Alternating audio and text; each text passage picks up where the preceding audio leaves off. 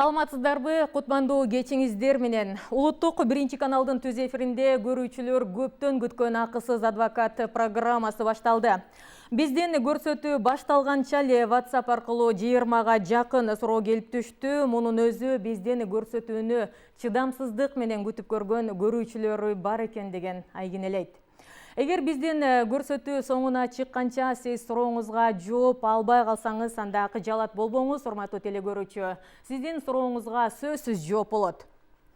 Болгону түз эфир учурунда сурооңузду бизге узатып калганга жетишиңиз.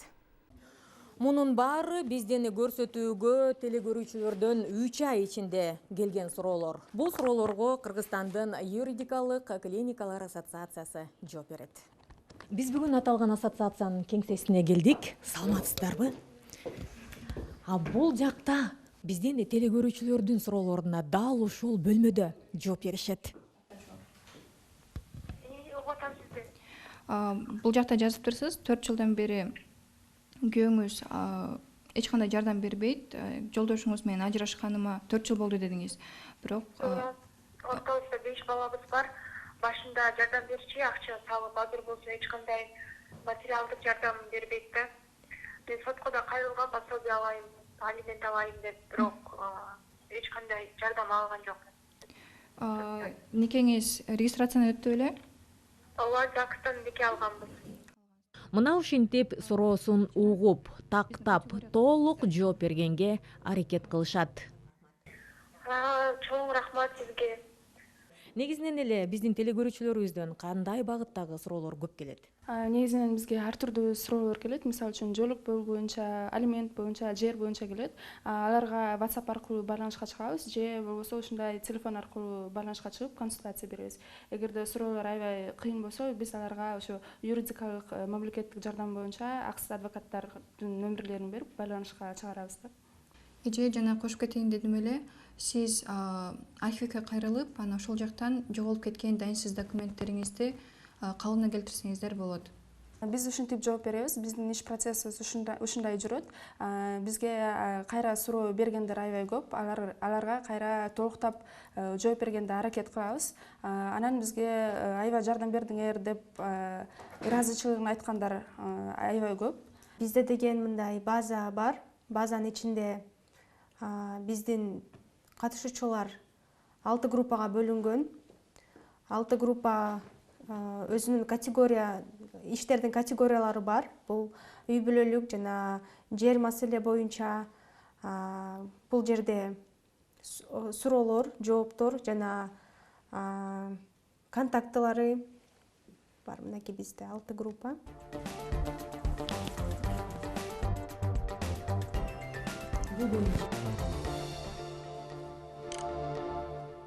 Үй бүлөлүк зомбулукка байланышкан бир телекөрүүчүбүздүн суроосун өзүңүздүн жеке көзөмөлүңүзгө алдыңыз эле да, ал боюнча эмне болуп атат азыр? Биз ошол телекөрсөтүүдөн кийин эле байланышканбыз ал жаран менен. Биз биринчи ирет ал жаран менен маалымат алып интервью алдык. Интервьюга байланыштуу ал бүгүнкү күндө ошол жараныбыз аябай оор абалда. Оор абалда деген эмес, 3 баласы бар, 3 тең жаш, эң улуусу 7 жашта, 6, 4 жашта. Акыркы ошол турмуш курганына 9 жыл болуптур. 9 жылдан бери акыркы ушул 4-5 жылдын ичинде байма-бай зомбулук жанагы көрсөтүп келген жолдош тарабынан. Никеси расмий түрдө катталыптыр бүгүнкү күндө. Андан тышкары кийин билинип атат, бул турмушка чыккандан кийин көрсө 5-чи жолу үйлөнүп жатыптыр ошол мурунку жолдошу. Бүгүнкү күндө бул жаран өз башка жакта жашап атат балдары менен. Андан тышкары биз тактаган учурда биринчи ошол документтерин бербейм деп чыккан эле балдардын эмелерден, анткени балдарды мектепке орнотуу боюнча. Андан тышкары бул аял 1 ай мурун эле больницадан чыгыптыр эле, ооруканадан операция болуп, ошого карабастан ур токмокко алынган да. Анан азыр эми биз психологиялык жактан дагы жардам берүүгө аракет кылып атабыз. Андан тышкары биз ошол жергиликтүү биздин юристтер менен байланышып, бул маселени көзөмөлгө алып, бири менен байланыштырып, ал жаран суранып атат, бир 10-15 күн убакыт берсеңиздер, мен өзүм да жеке үй бүлөлүк маселелеримди чечип алгандан кийин этап менен биз сотко жана башка мамлекеттик тиешелүү органдарга кайрылуу боюнча план түзүлдү. Албетте, акысыз адвокат программасы колго алган ишке сөзсүз мыйзам чегинде чекит коюлат, урматтуу телегөрүүчү. Бирок мыйзам сиз тарапта болуусу абзел. Бизден көрсөтүү учурунда сурооңузга жооп албай калсаңыз, анда камсанабаңыз, анткени ассоциациянын кыздары дал ушинтип өздөрүнүн кеңсесине келип, сиздин сурооңузга сөзсүз жооп беришет. Мунар Матиева, Кадыр Султаналиев, Улуттук биринчи канал, акысыз адвокат программасы. Статистикалык маалыматтарга таянсак, аялдарга карата зордук, зомбулук биздин өлкөдө жыл сайын өсүүдө. Аны биздин көрсөтүүгө кайрылган телегөрүүчүлөрүбүздөн уламдагы билсек болот. Бүгүн 25 ноябрь аялдарга карата зордук, зомбулукту жоюу үчүн күрөшүүнүн эл аралык күнү. Буга карата бүткүл дүйнө жүзүндө бүгүндөн баштап зомбулукка каршы күрөшүү боюнча 16 күндүк декада башталды. Биздин өлкөдө кандай иш-чаралар болот буга карата? Артур Мырза айтсаңыз. 20 ноябрдан баштап 10 декабрга чейин бүтүндөй биздин өлкөдөгү эл аралык уюмдар, бейөкмөт уюмдар жана тиешелүү мамлекеттик органдар ушул үй бүлөлүк зордук, зомбулукка каршы толугу менен тиешелүү акцияларды, иш-чараларды өткөрүшөт. Негизги ошол иш-чаралардын максаты бүгүнкү күндөгү мамлекетибизде динамика менен өсүп бараткан ошол зордук, зомбулуктун көрсөткүчүн азайтуу, алдын ала иш-чараларды өткөрүү жана ошого байланыштуу жабыркаган жарандардын укуктарын коргоо болуп эсептелет. Ошол алкагында биз ассоциация мисалы үчүн мектептер аралык чоң республикалык конкурсту жарыяладык. Аялдарга карата зордук, зомбулукка күрөшүү биздин бүгүнкү программабыздын негизги темасы болмокчу. WhatsApp аркылуу келген суроолорубуз мынакей даярдалып чыгып калды. Алардын баары адаттагыдай эле биздин студияда отурган комиссия мүчөлөрүнө жетет. Урматтуу телегөрүүчүлөр, биздин түз эфирдеги байланыш телефондорубуз иштеп жатат. Байланышка чыгыңыздар. Ким билет, балким бүгүн сиз тандалып алынып адвокат менен акысыз, камсыз болуп каласыз. Бүгүнкү суроолорго биздин адвокатыбыз Мунарбек Айдарали уулу жооп берет. Биз УТРКнын негизги каналынан тышкары өзүңүздөр билгендей, анын YouTube'тагы КТРК каналы, ошондой эле Facebook'тагы собачка КТРК чекит KG баракчасы аркылуу дагы түз эфирге чыгып жатабыз. Ал жактан дагы бизди көрүп, анан биздин WhatsApp номерибизге жазып суроолоруңуздарды узатсаңыздар болот. Түз эфирдеги 39 25 33 39 23 24 телефонубуз иштеп жатат. Шаардык байланыш ошондой эле 0505 80 20 60 WhatsApp номерибиз иштөөдө. Негизи эле биздин көрсөтүүгө кыз келиндерибизден үй бүлөсү, жолдошу, кайын журту тарабынан зомбулукка кабылган учурлар боюнча көп суроолор келип түшөт да. Мына ушундай учурда биздин кыз келиндерибиз кайсы жакка кайрылып, кантип өзүнүн укуктарын коргой алышат? Саламатсыздарбы? Биринчи кезекте булар кыз келиндер Конституцияда жана башка мыйзамдарда көрсөтүлгөн укуктарынан пайдаланып, биринчи учурда эле зомбулук көрсөтүлгөн учурда укук коргоо органдарына арыз менен кайрылууга, телефон аркылуу чалууга, ошол болгон кылмыш фактысы боюнча, зомбулук боюнча билдирүүгө укуктуу. Ошол билдирген учурдан тартып укук коргоо органдары ыкчам аракеттерди көрүш керек да. Жанагы кыскача алып качуу фактысы боюнча, зомбулук көрсөтүү боюнча жергиликтүү укук коргоо органдары чалуулар түшкөн убактан баштап көп эң ыкчам тергөө амалдарын ишке ашырбай келет да. Ошол учурдан баштап тергөө амалдарын өз убагында ишке ашырса, ошол жанагы зомбулукту жоюу боюнча иштерди алып барса, бул ошол коомго дагы, ошол зомбулук көрүп жаткан кыз келиндерге да чоң жардам болмок. Тилекке каршы укук коргоо органдары бир аз кечигип барат, же болбосо ошол кылмышты жеринен жаап коюуну аракетин көрөт. Кылмышкерлер дагы ошону жабууга аракет кылат да, ар кандай жолдор менен. Урматтуу кыз келиндер, эгер сиздер үй бүлөңүз, жолдошуңуз, кайын журтуңуз тарабынан зордук зомбулукка калып жатсаңыз, биз зордук зомбулук десек эле сөзсүз ур токмокко алып, анан денесине зыян келтирип, сабоону айтпашыбыз керек да. Бул жакта өзүнүн мамилеси менен психологиялык зордук зомбулук көрсөтүп, адамды өзүн өлтүрүүгө чейин жеткирген учурлар дагы болот да. Негизи эле физикалык зомбулук болобу, психологиялык зомбулук болобу, мыйзам боюнча кыйнаган адам бирдей эле жоопко тартылат да, жаза кандай болот буларга? Туура, Мунар айым. Бүгүнкү күндө биздин мыйзамга ылайык, кылмыш жаза кодексинин 177 беренесине ылайык, ошол психологиялык, экономикалык дегенде жанагы акча бербей, эч кандай жанагы турмуш эмесине карабай, ошондой кылган күндө дагы ошол мыйзамга ылайык 5 жылга чейин эркинен ажыратылуу мөөнөтү көрсөтүлгөн. Андан тышкары биздин ошол укук бузуулар кодексинде дагы бул 70 беренесинде зордук зомбулук, үй бүлөлүк зордук зомбулук көрсөтүлгөн. Эми эң негизгиси жанагы биздин кесиптеш айтып кеткендей, жанагы эгерде жабыркаган айымдар болобу, жабыркаган энелер болобу, тилекке каршы акыркы күндөрү статистикага ала турган болсок, неберелеринен дагы жанагы чоң энесине же чоң атасына алган дагы зордук зомбулуктар бар да, үй бүлөлүк. Мындай фактылар да катталып атат. Анан жанагы укук коргоо органдары тиешелүү реакция кылбай турган болсо, сөзсүз түрдө прокуратура органдарына арыздануу боюнча кайрылуу зарыл. Чтобы ошол маселени аягына чыгаруу боюнча. Укугуңуз тебеленбеш керек. Түз байланышка чыгып калган телегөрүүчүбүз бар, кабыл алабыз. Саламатсызбы? Алло, саламатсыздарбы? Биз сизди угуп атабыз. Мен сиздерге мындай суроо берейин дедим эле. Менин алысымдын биринчи турмушунан нике закысы бар экен.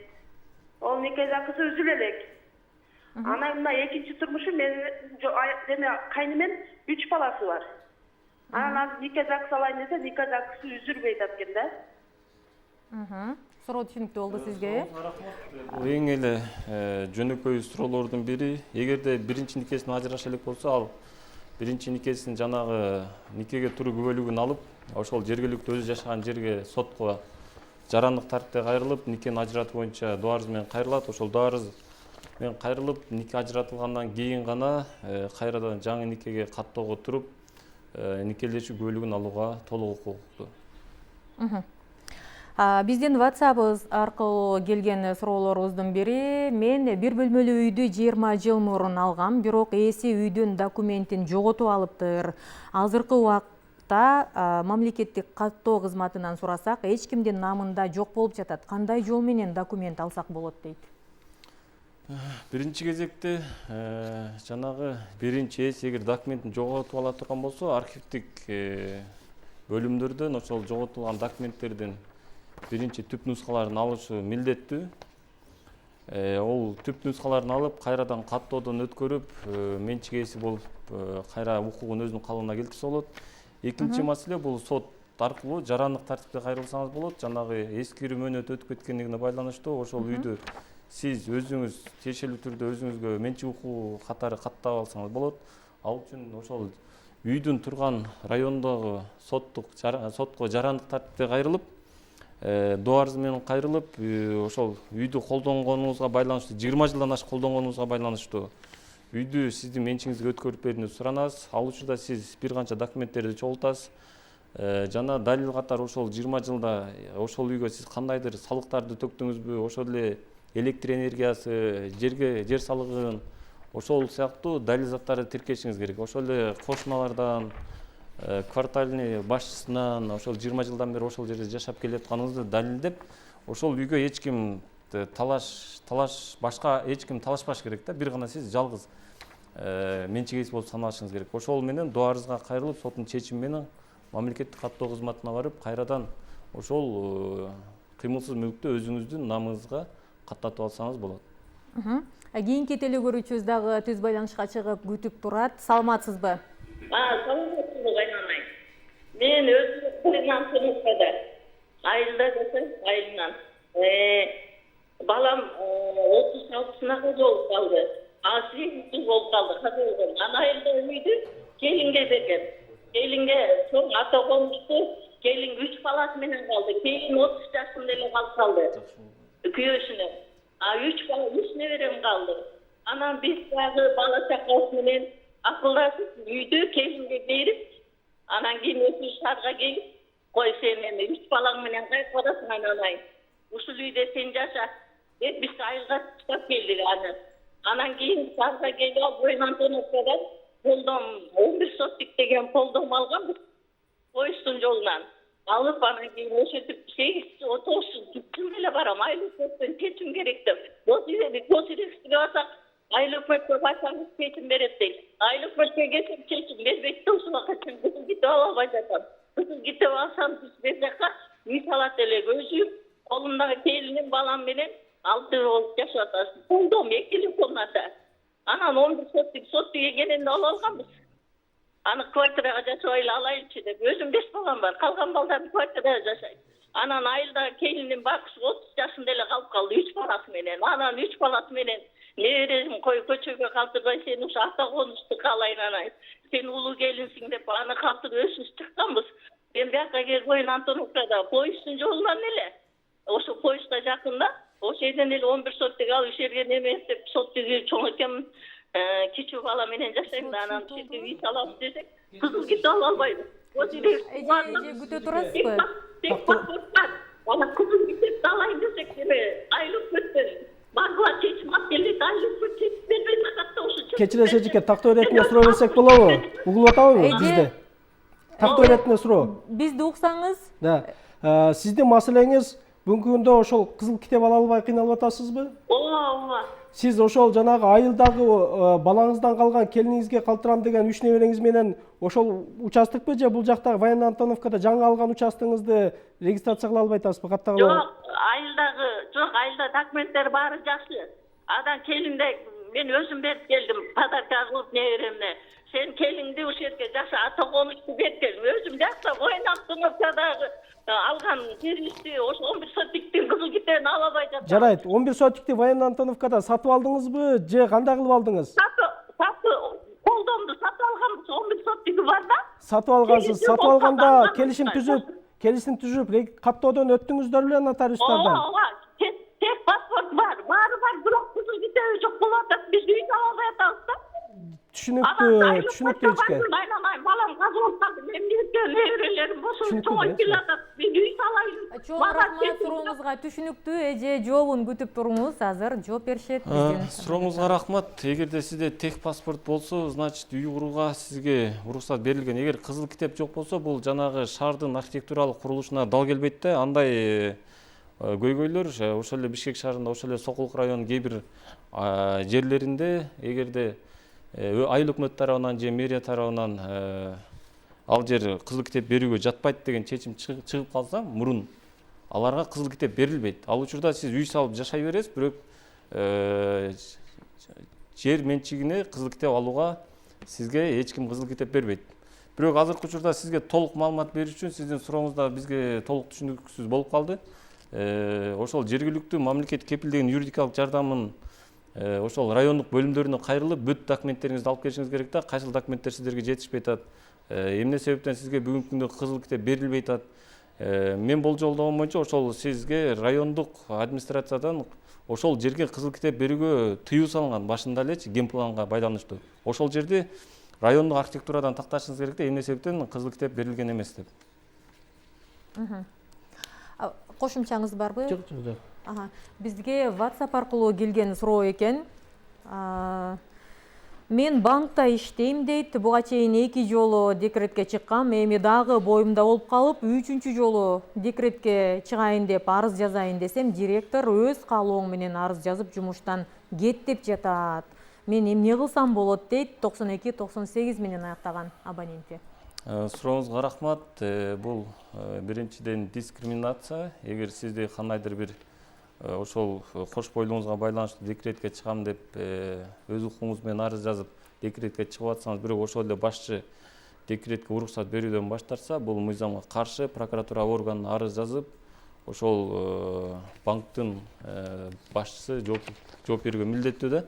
Анан Кыргыз Республикасынын эмгек кодекси негизинде ар бир жумушчу эс алууга укуктуу, тыныгуу алганга укуктуу, ошондой эле аялдар декретке чыгууга укуктуу. Ошол менен бирге эркектер да кайсыл бир учурда декретке чыгууга укук алат.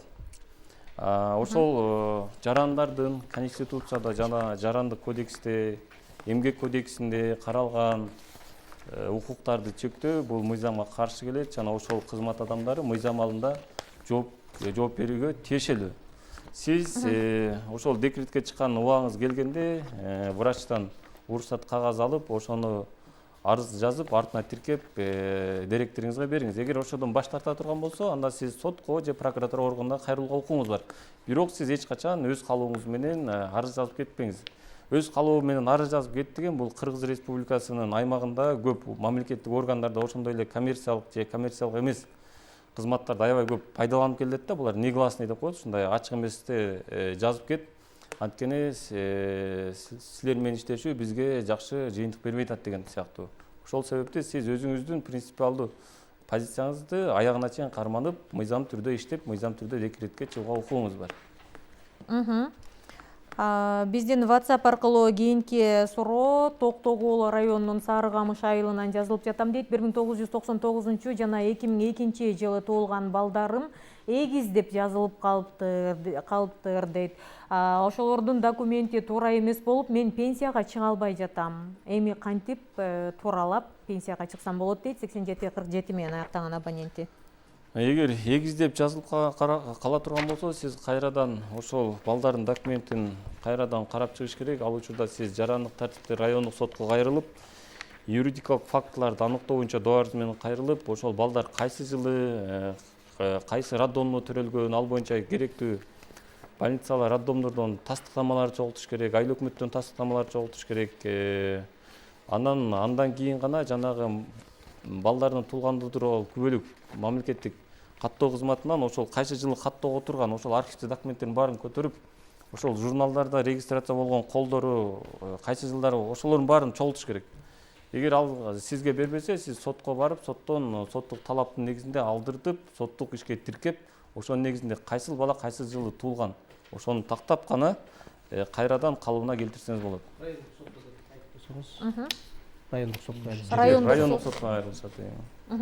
Түшүнүктүү. Түз байланышка чыккан кийинки телегөрүүчүбүздүн суроосун угабыз. Саламатсызбы? Алло. Биз сизди угуп атабыз. Менин балам армияга барбай калганда негодный деп болуп калган. Ала ташып кеткен денесине. Кандай дейсиз? Кайра кайталап кое аласызбы? Менин баламдын денесине ала ташып кеткен. Ала болуп кеткен да денеси. Анан аны армияга албай койгон.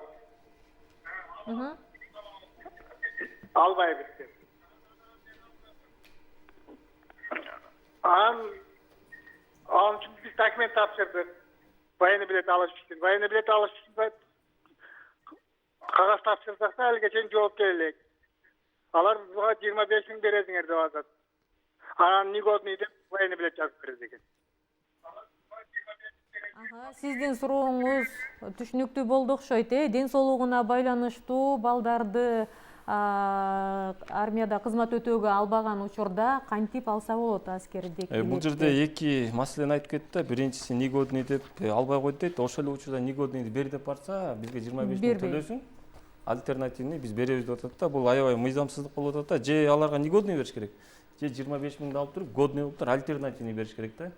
Эгер негодный деп турган болсо, анда булар ошол эле райондук аскер комиссариатынан мед осмотрдан өтүп, мед кароодон өтүп, эгер действительно баланын ошол оорусу ошол негодный болуп, ошол жана уставдын негизинде табыла турган болсо, андага бекер эле акысыз аскер билети берилет. Эгерде баланын оорусу ага дал келбей турган болсо, анда альтернативдүү түрдө 25 миң сом төлөтүп, андан кийин аны годный кылып беришет.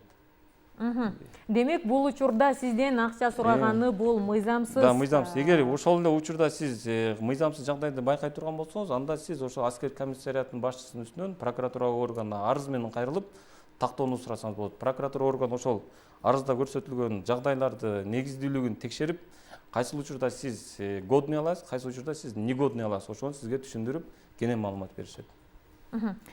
Түшүнүктүү. Кийинки телегөрүүчүбүздүн суроосун угабыз. Саламатсызбы?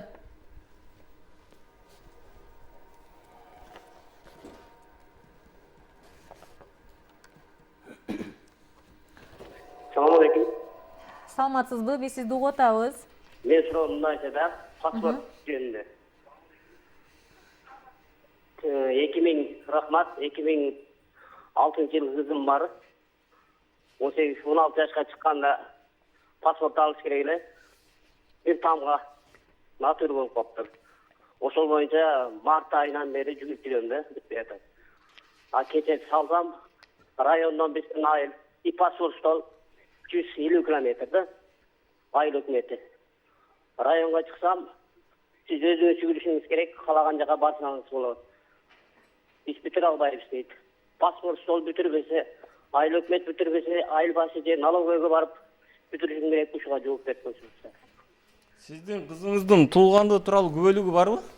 Бар, жак кагаз бар. Benim pasportumda bir damga başka bolup kaptı da. Kızım ki halal bayatat.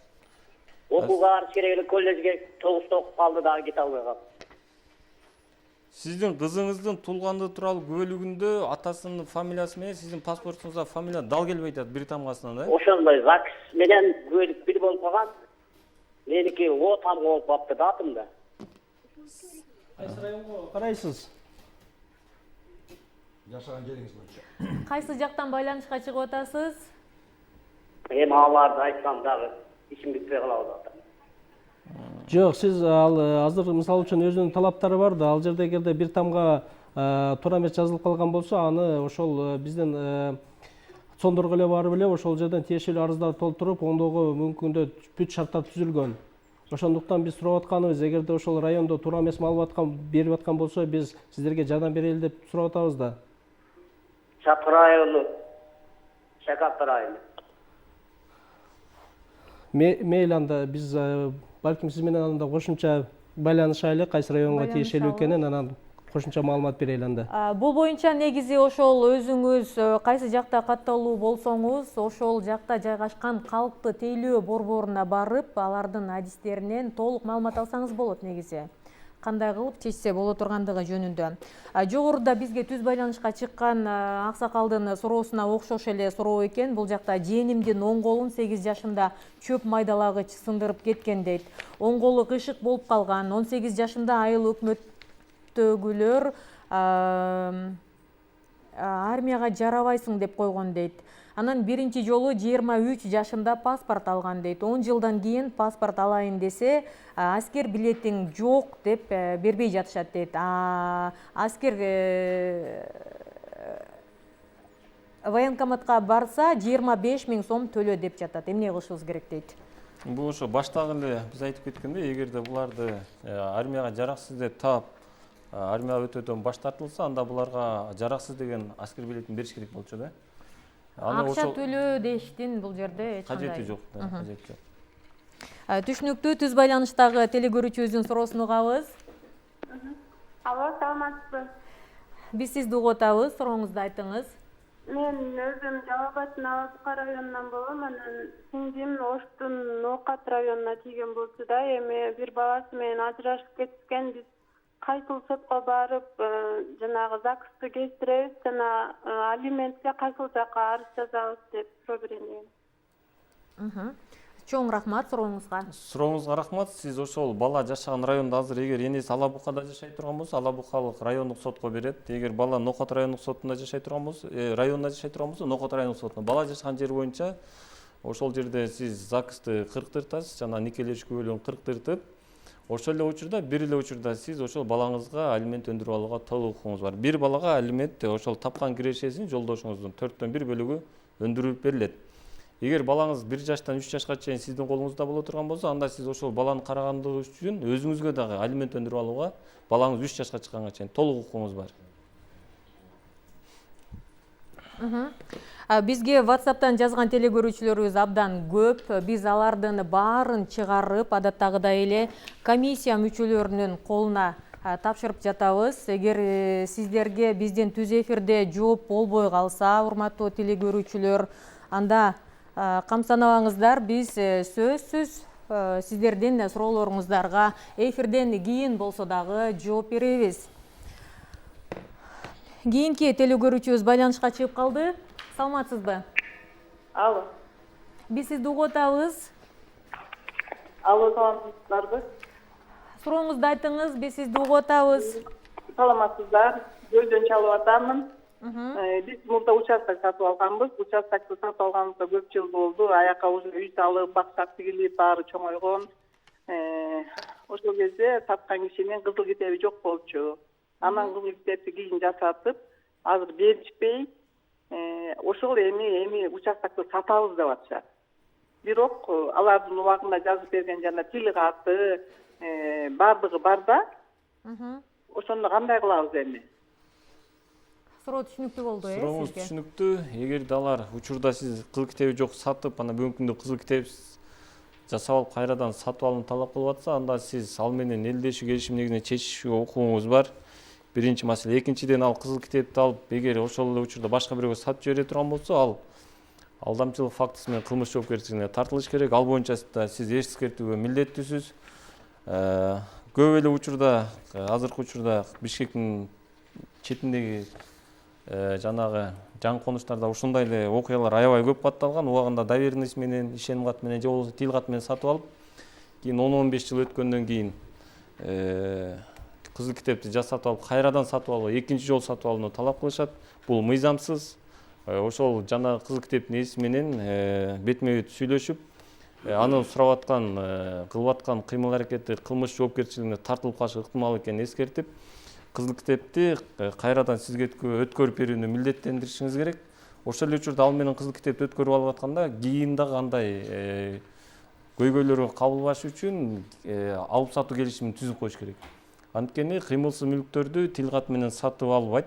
Ал бир гана нотариалдык жол менен алып сатуу келишим негизинде түзүлүп, кызыл китеп сизге ошол түздөн түз кыймылсыз мүлктүн ээсинен сизге өткөрүлүп берилиши милдеттүү. Кийинки телекөрүүчүбүздүн суроосун угабыз. Саламатсызбы? Алло, саламатсызбы? Сурооңузду айтыңыз, биз угуп атабыз сизди. Менин кайненем 4 бала болчу. Анан кайненем өтүп кеткен 4 баладан кийин 4-чү баласы 1 жаш болгондо. Кайнатам башкага үйлөнүп, анан 1 бала болуп, кайнатам дагы өтүп кеткен. Анан бул жерде ошо өгөй кайненем кайнатамдын акысы бар. Берки 4 баладан 1 кайным 2 буту апрежа болуп, пластмасса коюлган 2 бутуначы. Биз үйдү ошо кайныма көрүп берели десек, берки өгөй кайненем үйдү бербей атат да, мисалычы. Мына круг китеп дагы алабыз айтабыз, анан үйдү дагы бербей атат. Калуу элек, коркуп берет, тоскоол берет. Мынча мен бергиле депчи, бул жакта мисалы шарт жок да, бизде 4 бала, анан кайненем кайната дагы каза болуп калган үчүнчү. Ошон үчүн биз кимге кандай Сурооңуз түшүнүктүү, сизден чоң рахмат. Жооп берип койсоңуз. Сурооңузга рахмат. Бул жерде мурас талаш болуп жатыптыр. Эгерде кайнатасы кайненеси өтүп кетип, анан өгөй кайненеси ошол учурда кайнатасы менен ЗАГСка туруп кала турган болсо, ошол кайнатасынан калган мүлккө өгөй кайненеси мураска кирүүгө толук укугу бар. Ошол эле учурда мен түшүндүрүп кетейин, биринчи кайненеңиз ошол үйдүн убагында ошол кайнатаңыз менен кайненеңиз чогуу жашап жаткан учурда алган үй боло турган болсо, биринчи кайненеңиздин ошол үйдүн жарымы биринчи кайненеңиздики болот. Анын жарымы кайнатаңыздык болот. Анан кайнатаңыздын биринчи кайненеңиз менен кайнатаңыздын мурунку балдары мураска кирүүгө укук алат. Ошондон кийин гана өгөй энеси да кайнатасынын 50% мурасына кирип, ошол 50%дан алынган балдарынан бөлүнгөн кандайдыр бир 6-дан 1, 4-төн 1 болуп калышы мүмкүн. Ошол эң кичинекей бөлүгүн гана алууга укук бар. Сиз бул учурда мамлекеттик нотариуска барып, райондук нотариуска барып, мураска киришиңиз керек биринчи учурда. Экинчи учурда эгер сиздер мөөнөтүн өткөрүп жибере турган болсоңуздар, анда мураска кирүү жөнүндө мөөнөтүн калыбына келтирүү боюнча жарандык тартипте райондук сотко кайрыласыздар. Ал мөөнөт кайра калыбына келтиргенден кийин мураска кирип, эгер мурас сиздер тең бөлүшө албасаңыздар, анда сотко мурасты бөлүү боюнча сотко кайрылат. Сот сиздерге мыйзам чегинде барыңыздарга так бирдей мыйзам чегинде бөлүп берип, ошол кайненеңиздин өзүнүн бөлүгүн өзүнө өткөрүп берет.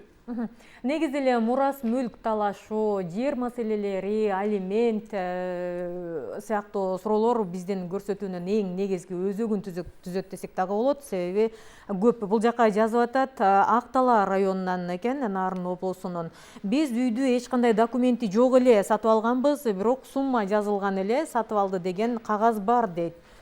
Анан мурун сарай болуп жазылчу экен, кантип документ алсак болот дейт. Документтерин тууралай албай атышыптыр.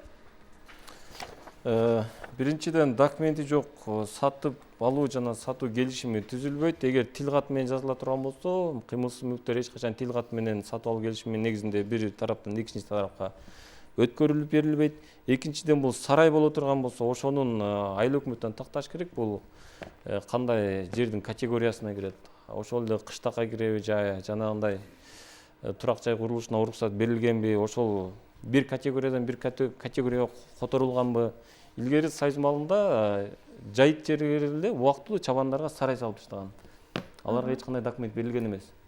Аны документтештирүү боюнча айыл өкмөткө кайрылып, ошол жерлерди трансформация кылыш керек. Бир категориядан экинчи калктуу конушка айландырыш керек.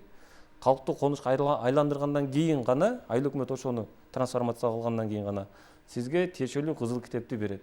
Ага чейин кызыл китеп алууга мүмкүн эмес. Биз түз эфирдебиз, урматтуу телегөрүүчүлөр. Бизге байланышка чыккан кезектеги телегөрүүчүбүздүн суроосун угабыз. Саламатсызбы? Саламаттарбы. Сурооңузду айтыңыз. Мен суроом, бизде дыйкан чарба жер бар эле, ошону атамдын өтүп кеткениге 3 жыл болду. Анан эми болуп атат да, биз бир жерде угуп атабыз.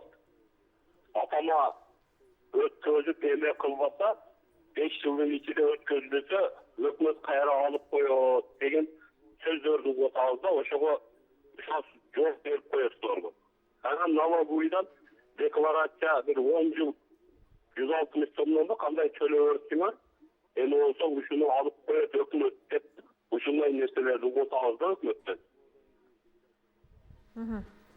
Суроо түшүнүктүү. Суроо түшүнүктүү, сурооңузга рахмат. Эгерде дыйкан чарба атаңыздан кала турган болсо, ал автоматтык түрдө апаңызга өтүшү мүмкүн, милдеттүү болчу. Ошол эле учурда апаңыз убагында 6 айдын ичинде атаңыз каза болгондон кийин мураска кирип, ошол мурастын негизинде дыйкан чарбасын өзүнө өткөрүп алыш керек болчу. Бирок дыйкан чарбасынын ал жерде мүчөлөрдүн үлүштөрү да каралган да.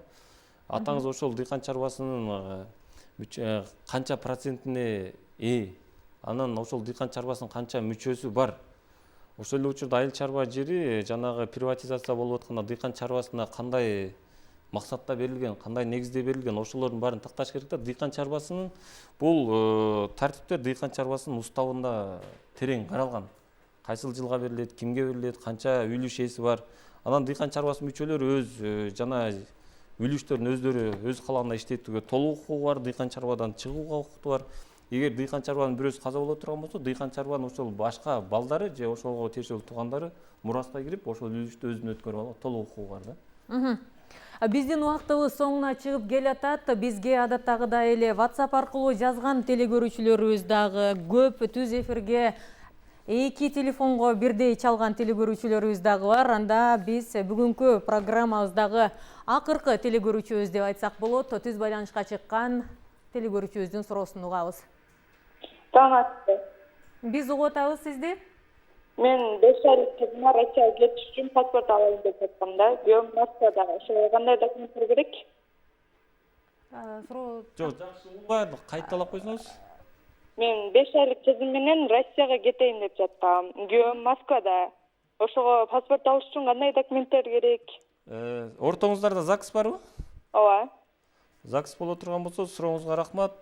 Сиз ошол эле жолдошуңузга айтышыңыз керек. Россия Федерациясынан сизге доверенность жөнөтүш керек. Ошол паспорт алууга, кызды Кыргызстандан алып чыгып кетүүгө уруксат берүү жөнүндө.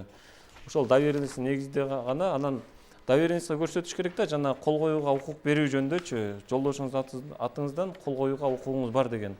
Ошол пунктты да кошуп, доверенность негизинде кызыңызга загранпаспорту жасатып, кайрадан Россияга алып чыгып кетүүгө толук укук аласыз.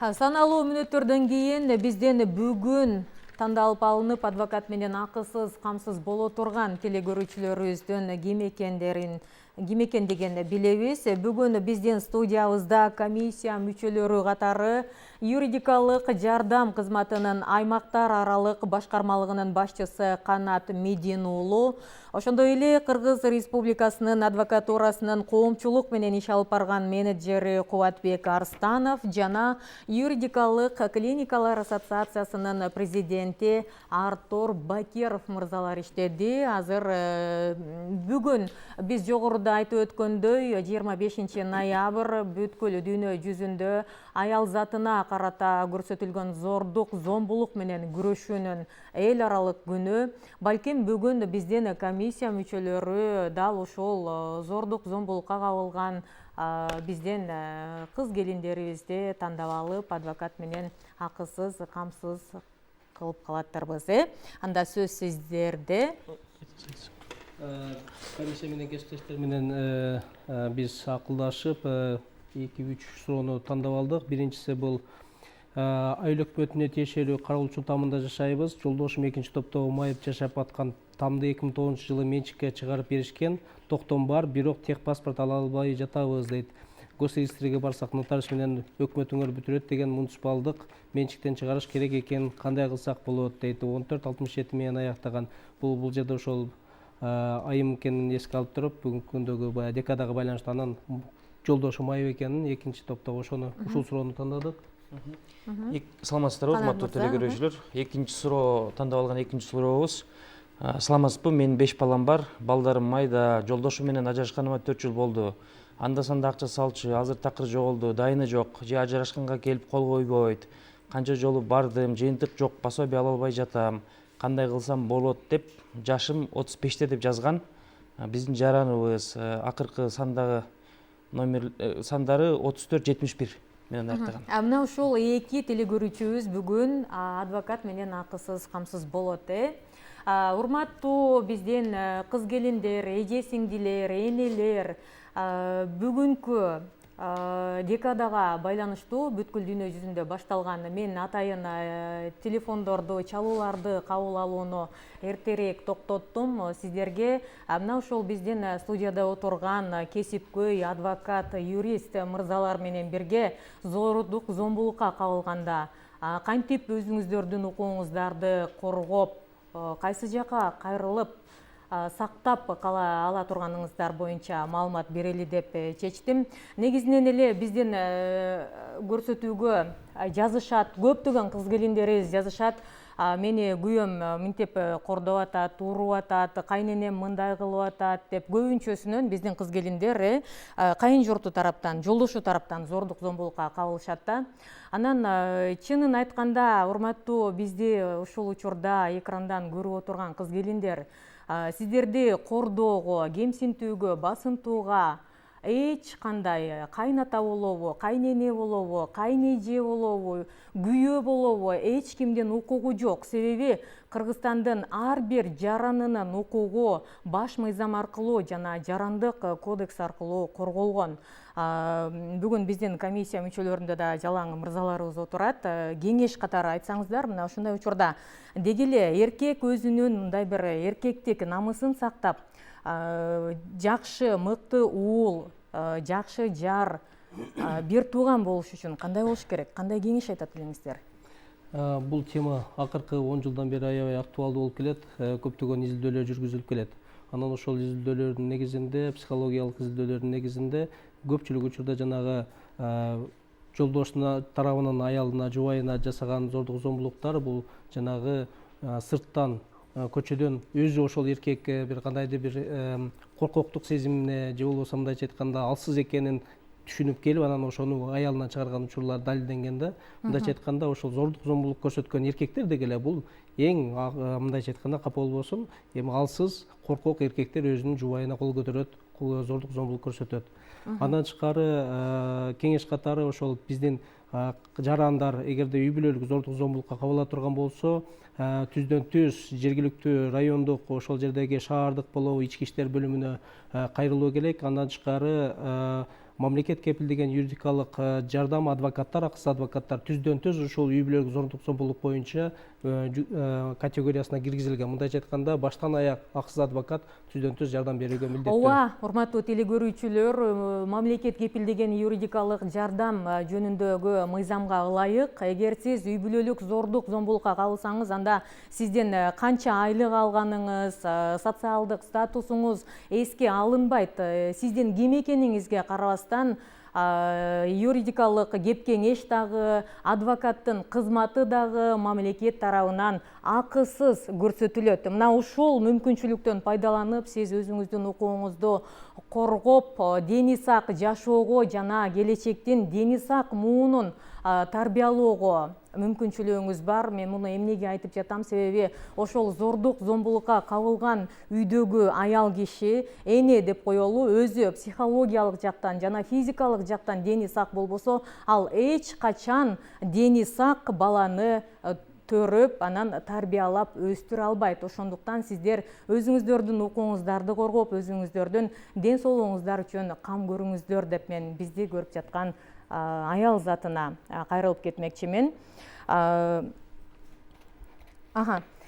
Бизге негизинен эле ар кандай кризистик борборлор бар, андан тышкары негизинен эле зордук зомбулукка кабылган биздин кыз келиндерибиз үчүн укугун коргоого биздин өлкөдө жакшы мүмкүнчүлүктөр бар деп айтсак болот. Болгону биздин элибиз ошол мүмкүнчүлүктү колдонгонду билбейт. Анан экинчиси эл эмне дейт? Мен ушинтип үйүмдүн ичинде болуп жаткан ызы чууну сыртка чыгарсам мен жаман аял болуп калам деген дагы мындай кооптонуулар бар. Ошол себептерден улам жанагы эгерде 10 миңден ашык 2021 жылы 10 миңден ашык факты катталган болсо, үй бүлөлүк зордук зомбулук, ошонун болгон 10% гана сотко чейин жеткен. 90% кыскартылганда бул өтө терс көрүнүш. Ошол эле учурда дүйнө жүзү боюнча жылына 45 миңден ашуун айымдар ошол зордук зомбулуктун айынан көз жумат. Бул өтө чоң көрсөткүч. Ошондон улам эгерде эми бул адамдын өзүнүн мындайча айтканда жашоосу, эгерде бирөө кошуналар эмне дейт, туугандар эмне дейт деп жүрүп, мисалы үчүн көпчүлүк учурда айымдарыбыз ошол көз жумганга чейин катуу соккуга алынган учурлар болуп атат да. Ошондон улам түздөн түз байма-бай сразу эле кайрылууга тийиш. Кубатбек мырза, сөз сизде. Мен жыйынтык катары айтып кетейин, ушунда көп сөз болуп атат. Ушу любой маселе, ар бир маселеге ылайыктуу адвокатка кеңешмен келсе болот, бекер адвокатка, өзүнүн жеке адвокатка. Иши негизи сунуш элдин баарына ар бир үй бүлөгө бир адвокат болсо бүт маселеге жардам бергенге мүмкүнчүлүгү бар. Мисалы Вашингтон шаарында, Американын Вашингтон шаарында ар бир 5-чи кишиге бир адвокат бар да. То есть бир адвокат ар бир 5 кишиге өзүнүн кызыкчылыгын коргоого жардам берет да. Ошол себептен адвокаттар менен дос болгула. Ушундай кеңеш. Түшүнүктүү. Биз түз эфирдебиз, урматтуу телекөрүүчүлөр. Биздин акысыз адвокат программасы 4 тараптуу келишимдин негизинде, тактап айтканда Кыргыз Республикасынын адвокатурасы, Кыргызстандын юридикалык клиникалар ассоциациясы, ошондой эле Юстиция министрлигине караштуу юридикалык жардам кызматы менен биргеликте даярдалат жана мыйзам чегинде иш алып барат. Биздин көрсөтүүгө байланышка чыгып, студияда отурган комиссия мүчөлөрү аркылуу тандалып алынып, анан адвокат менен камсыз болсоңуздар, анда сиздердин ишиңиздерге сөзсүз мыйзам чегинде чекит коюлат. Биз көтөрүлгөн көйгөйгө тиешелүү бардык мамлекеттик болобу, башка жеке менчик болобу, мекеме ишканалары менен биргеликте иш алып барабыз. Андыктан ар аптанын жума күндөрү кечки саат 8-ден 5 мүнөт өткөндө улуттук 1 каналдын түз эфириндеги акысыз адвокат программасын көрүп, бизге түз байланышка чыгып, кеп кеңеш алып, укуктук сабаттуулугуңузду жогорулатып, анан эң башкысы адвокат менен акысыз, камсыз болуңуздар, урматтуу телекөрүүчүлөр. Сиздер менен мен Мунара Матиева болдум, режиссердук пультта Асыл Акматова иштеди. Кийинки аптада амандыкта көрүшөлү.